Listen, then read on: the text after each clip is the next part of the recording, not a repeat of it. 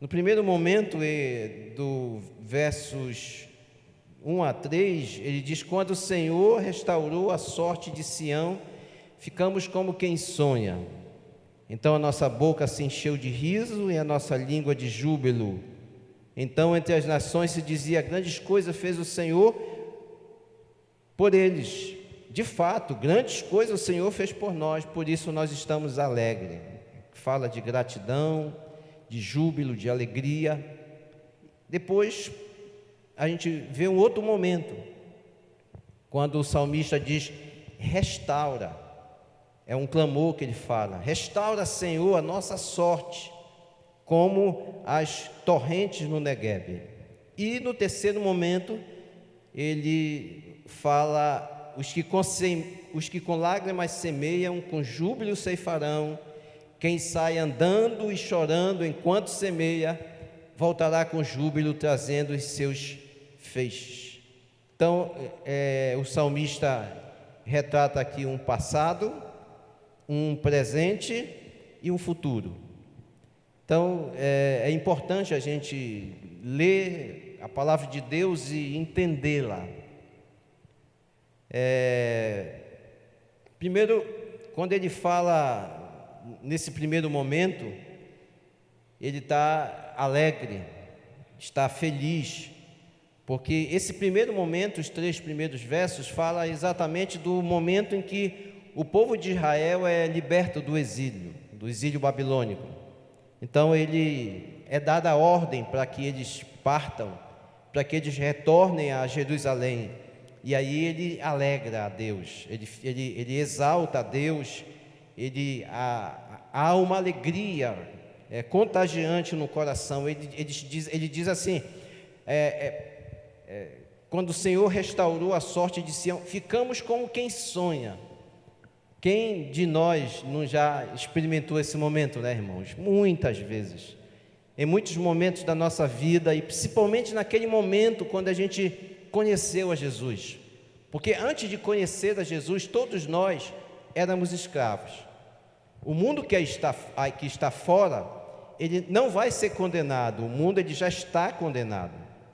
As pessoas não têm o entendimento, as pessoas não têm o discernimento. As pessoas estão a passos largos caminhando para a destruição, para a morte eterna, para o inferno. Mas o salmista aqui, ele se alegra porque Deus ele restaurou a sorte. Em outro salmo, ele fala assim: quando nós estávamos lá em Jerusalém, lá na Babilônia, nós pendurávamos as nossas harpas. Ou seja, era como os músicos, talvez quem fez esse salmo tenha sido um músico. Ele diz: olha, quando nós estávamos no exílio, nós não tínhamos prazer em cantar. E aí as pessoas pediam e eles diziam: cantem um dos cânticos que vocês cantam em Sião. Mas eles diziam: nós não temos prazer, nós não temos alegria, porque nós estamos escravos, nós estamos exilados. Então nós não temos prazer, nós não temos contentamento de cantar, de exaltar a Deus, porque nós estamos oprimidos, aprisionados aqui. Aqui já é a libertação, aqui é dada a ordem para que eles retornem. E aí, quando eles retornam aquela grande multidão, e todo o povo ao redor contemplou aquilo, porque a gente sabe que o povo de Israel passou 70 anos no exílio, e quando eles retornam em uma grande multidão, muitos e muitas pessoas, jamais eles imaginariam que um dia eles retornariam a Sião, a Jerusalém, jamais. Mas quando eles retornam, todo o entorno, as nações em torno de Babilônia, começaram a dizer: olha, grandes coisas Deus tem feito por eles.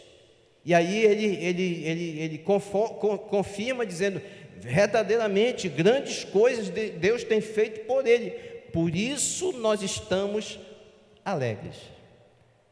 E aí a gente vê nesse primeiro momento um grupo de pessoas felizes, um grupo de pessoas alegres. Eu não sei como cada um de nós chegou aqui. Eu não sei se nós chegamos aqui como pessoas livres, que sonham, que se alegram, que vieram prontos com seus instrumentos com seus lábios para adorar o Senhor. E hoje eu vi o povo cantando, achei muito bonito. E verdadeiramente há nesse lugar um ambiente de liberdade. Há nesse lugar um ambiente de pessoas livres, de pessoas felizes, porque cantam. Quando a gente chega na igreja, irmãos, quando a gente está com um coração grato, com um coração alegre, a gente parece que sonha, né? Aí a gente começa a cantar, a gente começa a exaltar, a gente não se contém. Agora, quando a gente chega com um sentimento de prisão, quando a gente chega oprimido, angustiado, sem liberdade, não há prazer. As pessoas podem pedir, e às vezes o pregador pede, dê uma glória a Deus aí, dê um aleluia. Às vezes alguém está cantando e diz assim, olha, exalte agora o nome do Senhor, glorifique o nome do Senhor.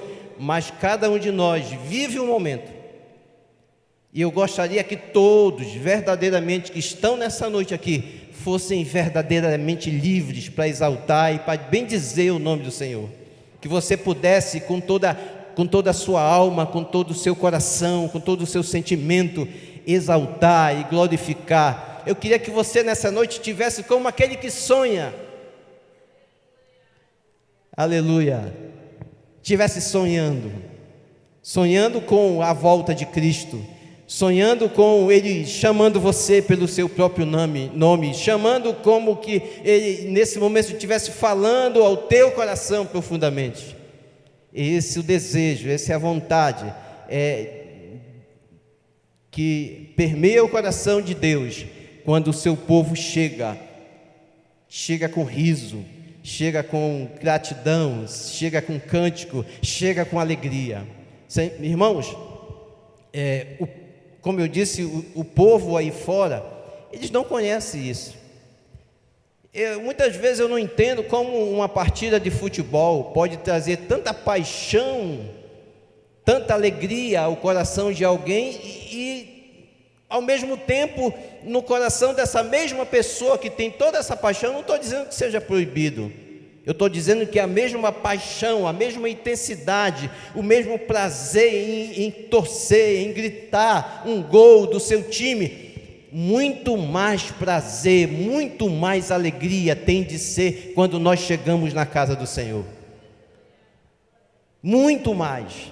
Eu não dá para competir.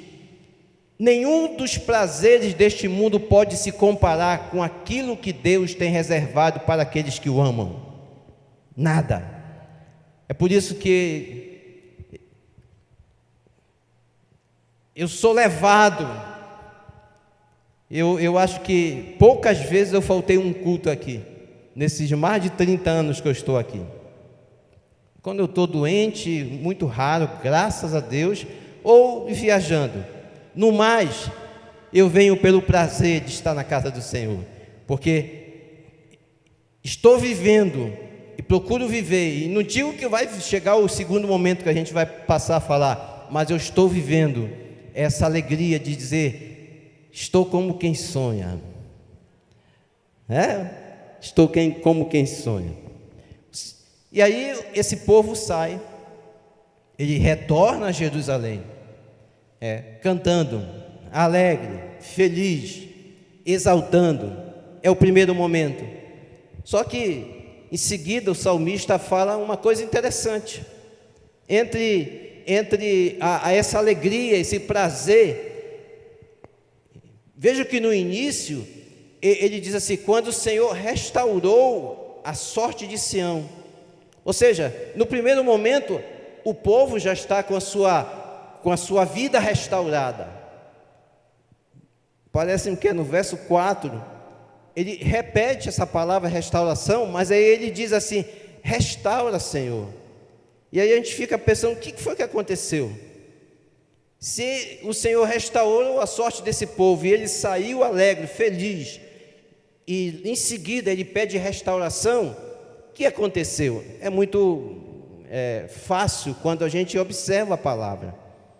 Lembram no início do livro de Neemias, quando chega alguém com Neemias e conta a situação que o povo estava? O povo estava desprezado, porque quando eles voltam para Jerusalém, eles voltam com alegria, com o coração feliz, com o coração alegre. Mas o que eles encontram em Jerusalém? Eles encontram uma cidade destruída, queimada a fogo. Não tinha templo, não tinha culto. Quando não tem templo, não tem culto. Não tinha proteção, os muros estavam derrubados, os inimigos entravam. E aí o salmista clama, ele diz: restaura, Senhor, a nossa sorte. Olha que ele vem de uma restauração, mas quando ele chega em Jerusalém, ele encontra uma outra situação. Sabe, eu fiquei analisando esse texto aqui, e eu fiquei pensando assim, às vezes, nos pregam um evangelho um pouco estranho, um evangelho apenas de alegria, um evangelho apenas de prazer, um evangelho sem luta, um evangelho sem tribulação, um evangelho sem dificuldade, um evangelho sem doença, um evangelho em que não vai faltar o alimento, um evangelho em que não vai faltar algum tipo de dificuldade.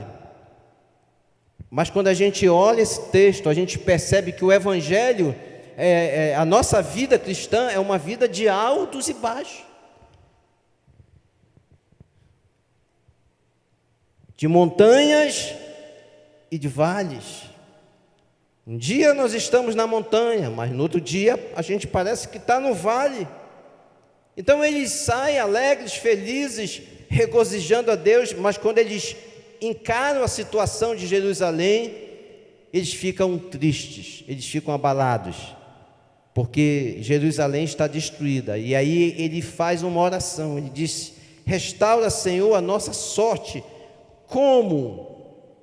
Ele diz como é que ele quer que Deus restaure a sorte. Como as torrentes do Negueb. Não deu tempo de eu procurar o vídeo da torrente do Negueb, mas tem na internet. É impressionante. O deserto lá, na qual ele está se referindo, é a parte da Judéia, parte sul de Israel, é muito deserto aquela região. E o solo é rochoso, é duro, mas em algum momento do ano acontece um fenômeno. Que fenômeno é esse? As águas, elas começam a descer a montanha, e é muita água. Eu assisti esse vídeo, a princípio vem um pouquinho, descendo um pouquinho, parece que há um degelo lá num daqueles montes lá, e aí vem descendo um pouco de água, mas depois desce muita água, mas muita, e inunda toda aquela região, a tal ponto que aquela região passa a ser uma região em que as pessoas podem semear, podem plantar. Então, é por isso que ele diz: restaura, o Senhor, a nossa sorte, como as torrentes do Negueb, porque eles estavam enfrentando um momento árido das suas vidas. Eles estavam vivendo um momento terrível da vida deles. A gente passa por isso também. Quem sabe nessa noite eu não estou falando a alguém que está vivendo esse momento. Nesse exato momento você está na sequidão. Nesse momento você está sofrendo por alguma coisa, e você olha para o céu, e você olha para cima, e você também clama, também pede. Então ele fala sobre esse momento de que Deus pudesse restaurar. Depois a gente estou fazendo um resumo dos 3 momentos, mas depois eu vou exemplificar algumas verdades nesse momento. Vamos para o terceiro momento. O terceiro momento os versos 5 e 6, ele diz: os que com lágrima semeiam, com júbilo ceifarão. Quem sai andando e chorando enquanto semeia, voltará com júbilo, trazendo os seus feixes. Sabe, irmãos, por mais que a gente enfrente desertos, por mais que a gente enfrente sequidão, nós não permaneceremos nesse deserto, nós não permaneceremos para sempre na sequidão, se nós clamarmos ao nosso Deus, né? Jeremias diz: clama a mim, responder-te-ei, anunciar-te-ei coisas grandes e ocultas. Mas o salmista aqui, ele fala uma coisa muito importante: não é só chorar, né? Não é só semear. Essa semeadura, ela tem de ser com lágrimas, com júbilo. Ele diz: quem sai andando, ou seja, tem de ter atitude. A gente não pode, quando a gente está vivendo a sequidão, a luta, a tribulação, a gente não pode se isolar, a gente não pode achar que tudo está perdido, a gente não pode se acomodar. A gente tem de sair andando e chorando e semeando. E semeando. Às vezes a gente diz: Deus, não tenho nada para semear. Queridos, todos nós temos algo para semear. Alguns domingos atrás eu falei que cada um de nós é incumbido de uma missão por Deus. Todos temos uma missão. Uns têm tão somente a missão de servir a Deus.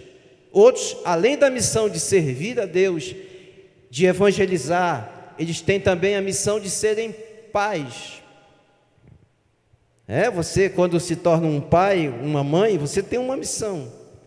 Quando alguém se casa, é incumbido de uma missão também. Você agora é esposa, você agora é esposo, é uma missão. E quando vem a luta, quando vem a dificuldade, aí é que nós precisamos investir nas missões que nós temos. Se nós estamos passando por uma dificuldade, não é o nosso cônjuge que é o nosso inimigo, não. O nosso cônjuge, nós vamos orar e chorar com eles e vamos semear na vida dele.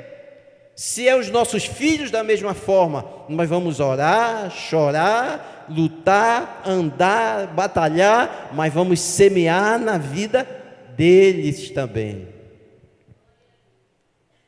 E aí a gente semeia como esposa, a gente semeia como esposo. Então eu quero passar agora, já para concluir, eu quero destacar 3 verdades disso aqui que a gente tem falado. A primeira verdade é que um passado de glória não é garantia de um presente glorioso. Não é porque em um primeiro momento eu aceitei Jesus, em um primeiro momento Deus me usou, que eu não vou enfrentar nenhum tipo de dificuldade. Não, nós não estamos imunes às dificuldades, às lutas da vida. Não. Deus não prometeu a nós de nós passarmos imunes. Ele disse: nesse mundo tereis tribulação, mas tende o quê? Bom ânimo, porque eu venci o mundo.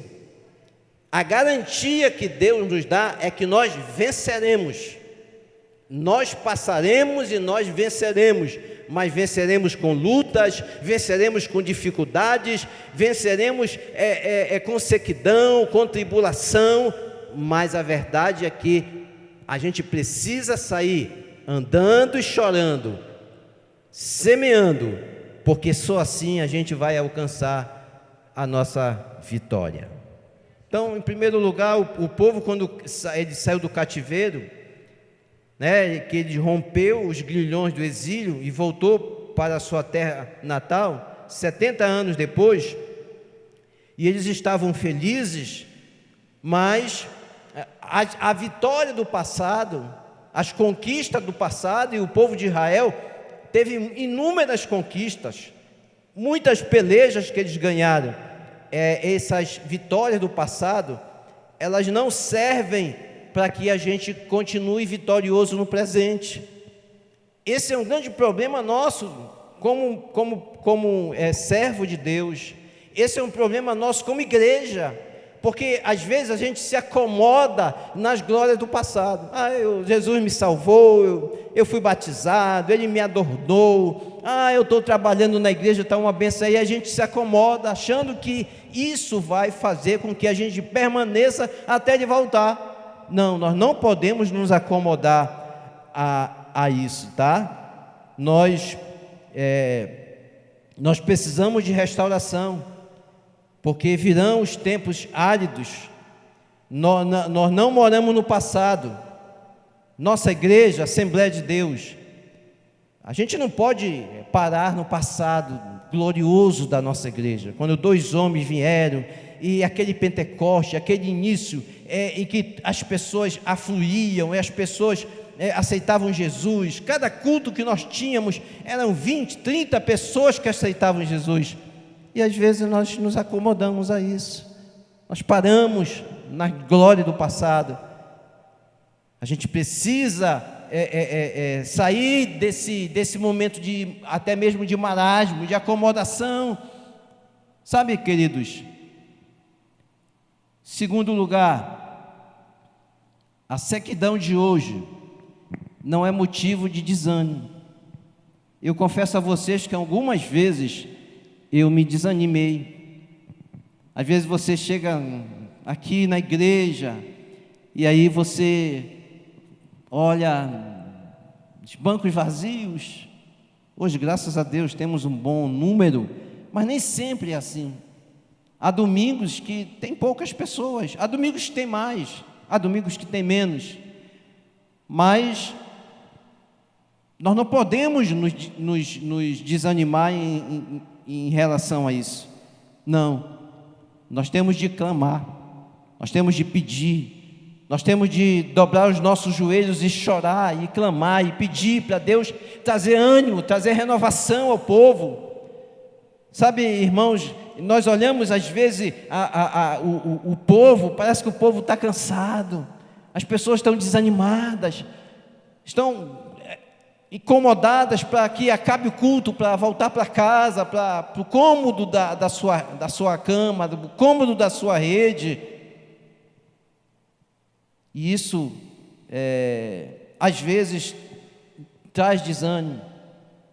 Quantas e quantas vezes, no período da pandemia, que a gente teve de fechar os templos, e a gente saía, passava aqui o templo fechado, sequidão, desânimo, tá? Mas quando chega esse momento de cenário cinzento, de crise nos atingindo de uma forma devastadora, em vez de ficarmos desanimados, nós devemos nos levantar e falar a mesma coisa que o salmista falou. O que ele falou? Ó Senhor, restaura a nossa sorte. Ó Senhor, renova a minha vida. Assim como tu faz um milagre lá no deserto, que tu manda aquelas torrentes que vêm do Negueb, da mesma forma faz na minha vida, Senhor. Flui em mim o teu Espírito, derrama água viva sobre a minha vida, renova. Sabe, irmão, nós não podemos nos acomodar. Eu percebo muita gente acomodada, muita gente que já não tem mais força para orar, já não tem mais força para ganhar, para buscar o Senhor. Em terceiro lugar, a restauração, ela é uma obra soberana de Deus. O salmista, ele clamou: restaura, Senhor, a nossa sorte, como as torrentes do Negueb. Irmãos, nós não produzimos a nossa própria restauração. Nenhum de nós produz a restauração em nós. Só quem produz a restauração na nossa vida, quem nos dá vigor, quem nos dá ânimo é Jesus. Só Ele. A restauração o remédio para uma igreja enferma, eu anotei aqui, não está nas novidades do mercado da fé, mas no próprio Senhor. Você já pensou, você já percebeu que hoje invento tudo para renovar a igreja, para avivar a igreja. Eu não vou nem citar os movimentos que criam, que inventam para despertar, para reavivar a igreja. Queridos, nenhum desses movimentos vai funcionar se a mão do Senhor não estiver presente. Nenhum desses movimentos vai funcionar se eu e você não clamarmos, não buscarmos ao Senhor.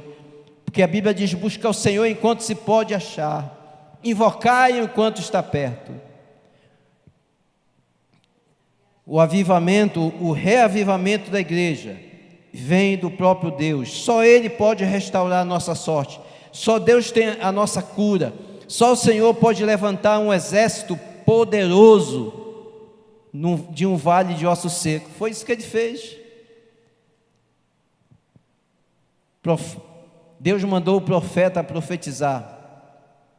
E ele profetizou. E sabe por que os ossos se levantaram? Porque Deus mandou. Quem sabe nessa noite Deus não está mandando que eu profetize sobre a vida de vocês, sobre a minha própria vida. Se Deus está mandando, é Ele que vai fazer. O que cabe a nós? Clamar. Restaura, Senhor, a nossa sorte. Reaviva, Senhor, a minha vida. Transforma, Senhor, a minha vida. Me dá ânimo, me dá força, me dá vontade, me dá prazer de estar na tua casa, me dá prazer de caminhar, de ganhar pessoas para o teu reino, me dá prazer de orar, de colocar o meu rosto em pó, de jejuar, de buscar o Senhor. Restaura, Senhor, a nossa sorte. Infelizmente, queridos, hoje a maioria está correndo atrás, de novidades, abraçando doutrinas estranhas à Escritura, achando que isso vai trazer renovação. Não vai trazer. Nenhuma doutrina alheia à palavra vai trazer renovação. Lá no tempo do rei Josias, se não me engano, o que trouxe renovação a eles foi quando acharam o quê? O livro da lei.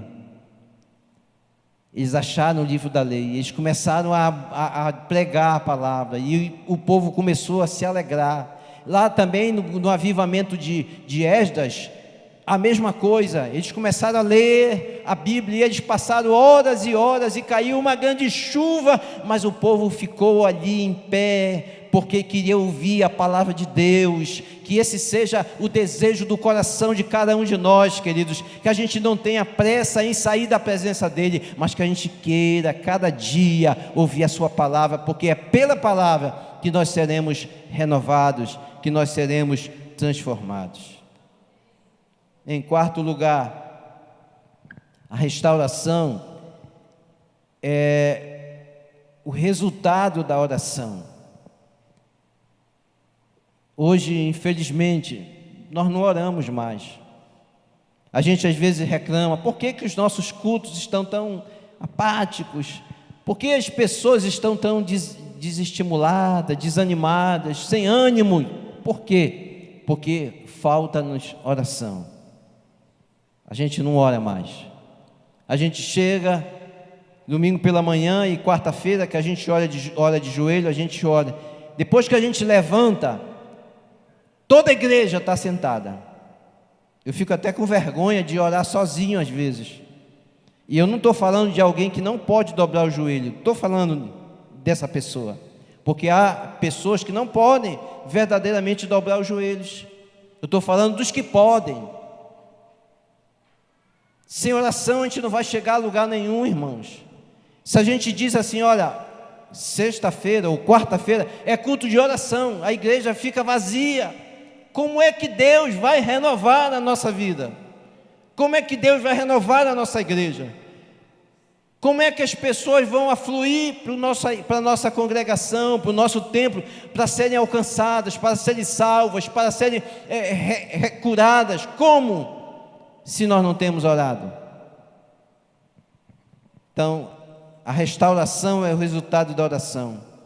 O fervor espiritual da igreja vem de Deus por meio da oração. Em vez de ficarmos lamentando a nossa condição, devemos dobrar os nossos joelhos, levantar a nossa mão ao Senhor em profundo clamor, dizendo mais uma vez: restaura, Senhor, a nossa sorte, como o salmista falou.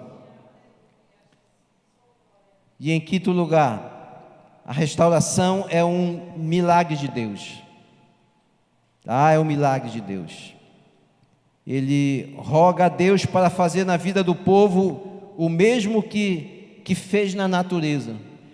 Aquelas correntes que descem o Negueb, elas são um fenômeno da natureza. Ela não acontece normalmente. A mesma coisa acontece na nossa vida. A renovação não é um ato cotidiano. Renovação é um milagre de Deus. É um encontro seu com Deus. Quando você entrega a sua vida a Deus, quando você chega-se diante dEle, e você se arrepende, quando a gente se prostra diante dEle. Então, a restauração é um milagre de Deus. Deixa eu encerrar falando do sexto ponto. O sexto ponto é os dois últimos versos, 5 e 6, que fala que, mesmo em meio a esse marasmo que nós estamos vivendo, mesmo em meio a essas dificuldades que o salmista estava enfrentando, ele fala o seguinte, vamos ler novamente o texto. Ele diz assim, ele olha para o futuro, por isso que diz que há 3 momentos: o passado, o presente desse salmista aqui é um presente de sequidão, de dificuldade, e não é diferente do presente de hoje. Nós estamos vivendo um período de sequidão nas nossas vidas, individualmente, na vida da igreja. Nós estamos vivendo. Nunca a Assembleia de Deus viveu um período de tanta sequidão, de tanta dificuldade como nós estamos vivendo agora. Eu nunca vi. E a nação brasileira, a nossa nação está entregue. O inimigo se apossou da nossa nação, tomou conta. Todos os cargos de liderança da nossa nação estão dominados. As pessoas que nos governam nos roubam. E se a gente é verdadeiro, se a gente fala a verdade, a gente é calado, a gente vai preso. A gente vive um deserto muito intenso no Brasil, irmãos. E aí, como é que a gente vai sair disso? Alguém diz assim, não, nós precisamos colocar pessoas, nós precisamos ter uma pessoa que vai nos representar na política, para que a gente possa mudar essa nação. Não. Essa nação só vai mudar quando a gente, com lágrimas, sair andando com lágrimas. Quando a gente sair andando com lágrimas e quebrantamento e contrição e arrependimento, pedindo perdão a Deus, suplicando perdão a Deus pelas nossas vidas, pela vida das nossas famílias, pela vida da nossa nação, pela vida das nossas autoridades que estão aí. Só assim, irmãos, só assim há uma promessa para nós. Só desse jeito a gente vai mudar a situação que a gente está vivendo, porque ele diz, os que com lágrimas semeiam, com júbilo também ceifarão. Se você quer colher alguma coisa, você precisa semear com lágrimas, com intensidade, com verdade. E ele diz, quem sai andando e chorando enquanto semeia, voltará trazendo os seus feixes. Trazendo os seus feixes. Sabe, irmãos, o salmista, depois de olhar para o passado e ser grato a Deus pela libertação, olhar para o seu presente e ver a situação em que vive, como Jerusalém estava, ele toma atitude, o povo tomou atitude, tanto que depois vai Esdras e depois vai Neemias para restaurar, e aquele povo que estava em sequidão, ele é restaurado, o povo é restaurado, ele torna a viver. Então, há esperança para nós, nada está acabado. Talvez você tenha esse sentimento, às vezes eu também tenho essa lamentação, e eu tenho tido muita dificuldade de acreditar no Brasil, sabe, irmãos? Mas na verdade eu não acredito na política desse país, eu não acredito. E alguém diz, não, mas você precisa acreditar. Mas eu, como um homem de Deus, você como uma mulher de Deus, você não pode acreditar que a solução venha de homens. Você tem de acreditar que a solução vem do céu, vem do Senhor, vem do seu Deus. E para que ela venha, é preciso você chorar, clamar, suplicar, é preciso você andar conforme a vontade de Deus, conforme o propósito de Deus. Infelizmente, queridos, os escândalos, quase que rotineiro, têm desacreditado a igreja, têm desacreditado os ministros, têm desacreditado tantas pessoas, mas irmãos, é daí, é da igreja, é de mim, de você, que vai vir a solução para mudar essa situação. Agora, ela não vem de um homem, ela não vem de um político, ela vem do céu, ela vem de Deus. Nós estamos vivendo uma sequidão, há uma sequidão, os céus estão fechados, mas para céu fechado, só mesmo o dono do céu para abri-los para cada um de nós. Que Deus nos abençoe, que Deus renove a nossa vida, que a gente não se acomode com as bênçãos do passado, com a vida do passado, com aquilo que a gente recebeu do passado, porque a gente vai enfrentar as lutas do presente, e para chegar à vitória nós precisamos crer, nós precisamos clamar, nós precisamos buscar o nosso Deus, e ao final receber os fechos, a bênção, a vitória. Fique em pé.